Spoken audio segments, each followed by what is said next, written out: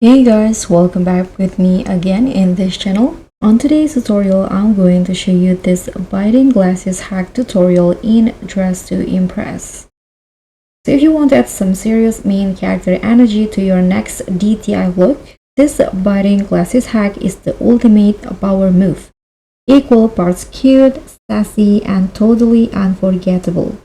And in this tutorial, I'll show you how to pull off this bold accessory pose and make your avatar look effortlessly chic.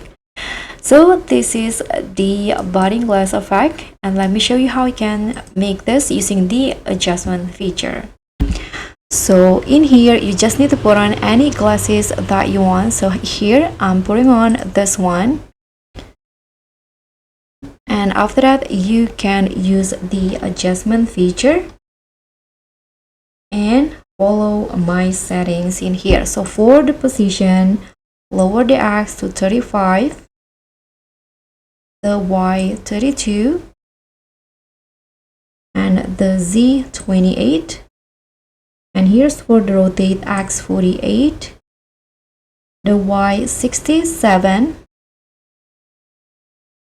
the Z 64, and the scale 22.